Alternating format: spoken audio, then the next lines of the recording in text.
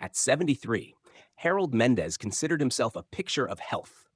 Every morning, like clockwork, he slipped into his sneakers, zipped up his windbreaker, and walked 5 miles through the park near his Florida retirement community.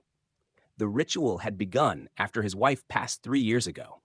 Grief managed by routine, sorrow eased by motion. Friends often complimented him on his discipline.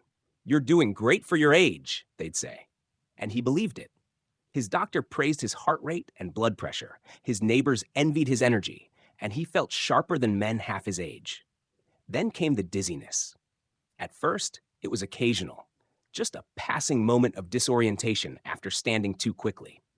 But within weeks, it began happening mid-stride, as if his legs momentarily forgot what they were doing. Once, he had to grip a park bench to keep from toppling over. Another time, he woke up with throbbing knees and swollen ankles, something he'd never experienced even during his younger jogging days. "I think I might be overdoing it," he told Dr. Nadia Simons at his next checkup. To his surprise, she didn't brush it off. In fact, she leaned forward, resting her tablet on her lap. "You're not wrong, Harold, and you're not alone." She pulled up an article on her screen. "Doctor's warning: walking too much after 70 can age you faster. Do this instead." Harold raised an eyebrow. "Come on, that sounds like one of those clickbait scams." Dr. Simon smiled. "I thought the same, but it's backed by emerging research." She explained that while moderate movement was still vital, recent studies indicated that high repetition, low resistance exercise, like long daily walks, could actually cause muscle and joint breakdown in older adults if not balanced correctly. The aging body metabolizes differently, loses elasticity, and doesn't recover as efficiently. Excessive walking, especially on hard surfaces, can accelerate wear in joints, lead to inflammation, and even impair balance. "Think of it like running a car engine nonstop," she said. "Even if it's a good engine, it wears out faster under constant use." Harold sat back, stunned. "So what do I do instead? Sit on the porch and rot?" She chuckled. "Not even close." The alternative, she explained, wasn't less activity. It was smarter activity, micro-resistance movement. The phrase was new to Harold, but it made sense as she broke it down. The idea was to shift from long endurance routines to short, focused strength and stability training. 10-minute sessions, twice a day, using resistance bands, light weights, and controlled stretches could do more to maintain mobility and independence than hour-long walks. "Focus on muscle integrity, posture, and core strength," she said. "It's about aging powerfully, not just staying busy."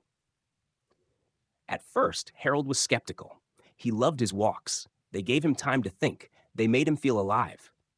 But he agreed to try the new plan for a month. The first few days were awkward. He felt silly doing chair squats and slow, deliberate arm lifts in his living room. But by the end of the first week, the swelling in his knees was gone. 2 weeks in, he noticed his balance had improved. He no longer clutched the wall when rising from bed. His shoulders felt more upright, and even his back seemed straighter. But what surprised him most was the mental clarity. The exercises required focus, controlled breathing, intentional motion, awareness of his limbs in space. Unlike his walks, where his mind wandered, these sessions forced him into the present moment. It was meditation through movement. By the end of the month, he'd halved his daily walking time to a brisk 10-minute loop in the morning, followed by 2 focused strength sessions. He didn't feel weaker. He felt stronger, more stable, more in control. A few of his neighbors noticed the change. "Harold, did you get taller?" joked one of them. He smiled. "Nope, just standing straighter." The next community wellness meeting, he asked Dr. Simons to give a talk. Dozens came, curious about the walking is bad idea they'd heard floating around. She clarified, walking wasn't bad. It just wasn't the cure-all it had once seemed. Overdoing it at 70 plus could wear down more than it built up. The answer was not to stop moving, but to move wisely. Some were doubtful. Others nodded along. But over the next few months, Harold saw more resistance bands showing up on patios. He saw his friend George doing slow leg raises in the pool. He heard laughter coming from the rec room, where a few ladies were learning gentle core exercises from YouTube videos. The change wasn't drastic, but it was consistent. And it felt good to be part of something that made aging feel like progress, not decline. One morning, months after his lifestyle change, Harold sat at his kitchen table drinking his coffee. The sunrise lit the tops of the palms outside.